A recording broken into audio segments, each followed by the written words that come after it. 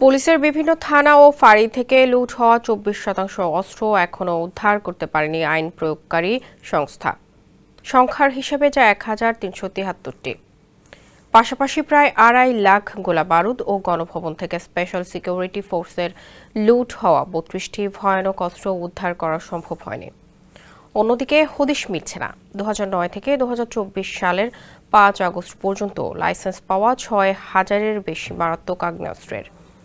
এসব অস্ত্র আন্ডারওয়ার্ল্ডের শীর্ষ সন্ত্রাসী, স্থানীয় সন্ত্রাসী, জেল পলাতক আসামি, পেশাদার অপরাধী এমনকি রাজনৈতিক দলের ক্যাডারদের হাতে চলে গেছে বলে মাঠ পর্যায়ের পুলিশ সদস্যরা জানিয়েছেন। এসব অস্ত্র ব্যবহার করে যে কোনো সময় ডাকাতি, ছিনতাই সহ বড় ধরনের অপরাধ সংগঠনের আশঙ্কা করা হচ্ছে। আলাউদ্দিন আরিফের প্রতিবেদনে বিস্তারিত জানাচ্ছেন মোহাম্মদ শাহাবুদ্দিন মাহতাব।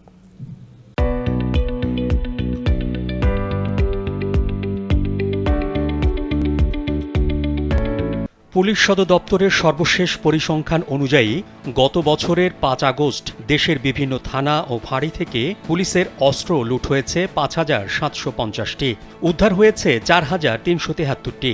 খোয়া যাওয়া অস্ত্রের প্রায় ৭৬%।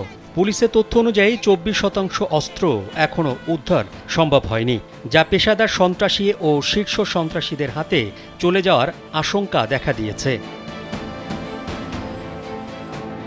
এছাড়া পুলিশ জানিয়েছে গত ৫ আগস্ট গণভবনে দায়িত্বরত এসএসএফ সদস্যদের ৩২টি অত্যাধুনিক অস্ত্র লুট হয়। এসব অস্ত্র এখনও উদ্ধার হয়নি।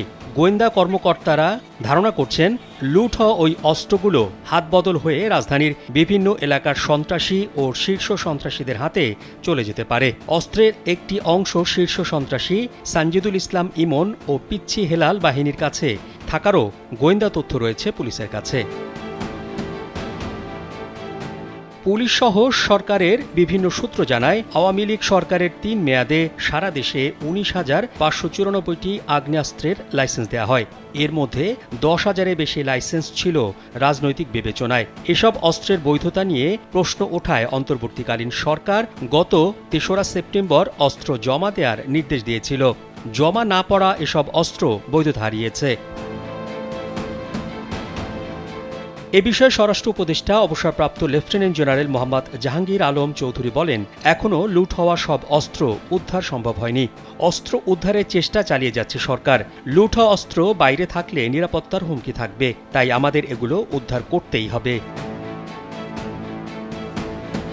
প্রায় ১,৫০০-এর মতো লুণ্ঠিত অস্ত্র উদ্ধার করতে না পারার বিষয়টি স্বীকার করে আইজিপি বাহারুল আলম কালবেলাকে বলেন, মাটি খুঁড়ে অস্ত্র বের করা পুলিশের জন্য কঠিন।